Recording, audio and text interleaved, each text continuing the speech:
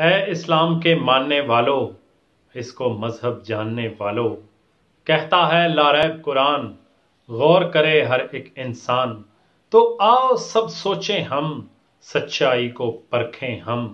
دین خدا تو برحق ہے، ذات نبی میں کیا شک ہے، صلی اللہ علیہ وآلہ وسلم۔ وہ تھے صادق اور امین، ان کی سیرت رہبر دین۔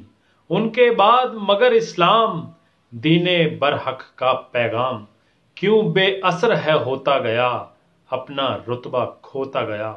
کیوں اس پہ یہ آیا زوال، کیسے پہنچا آج کے حال؟ کیوں کر یہ دو نیم ہوا، فرقوں میں تقسیم ہوا؟ فکر اور سوچ کا یہ مذہب کھوکھلے نعرے بن گیا کب؟ اس میں تھی پہم محبت، کس نے اس میں بھر دی نفرت؟ خوش خلقی تبلیغ تھی اس کی، کہاں سے آئی بد اخلاقی؟ یہ تو عمل سے تھا تعبیر، نیت و سیرت کی تطہیر۔ اب بس جوشیلی تقریر، ظاہر کی ہی بس تصویر۔ یہ تو مجسم تھا دلیل، کہاں سے آئی یہ تعویل؟ آج رسالت مآب کا منبر، کیوں نہیں دکھلاتا وہ جوہر؟ علم و عمل، تحقیق، بصیرت، سچ، دلیل، تعظیم، محبت، کیوں نہیں ملتے اس سے جواب؟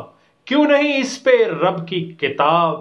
جن کا حل اسلام تھا لایا، جن مسئلوں کو تھا سلجھایا، سارے عالم کے مسلمان ان سے کیوں ہیں خود پریشان؟ آؤ اس پر کریں ملال، خود سے پوچھیں سبھی سوال۔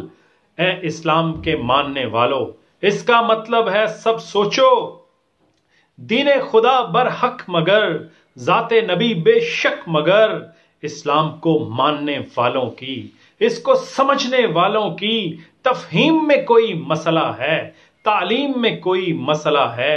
اب ایک شخص اور ان کا ادارہ راہبر بننے لگا ہمارا، سبھی سوالوں کے جواب دینے لگے ہیں جناب۔ مالک ان کو دے توفیق، آؤ پڑھیں ان کی تحقیق، آؤ دین کو سمجھیں اب کیا کہتا ہے ہم سے مذہب۔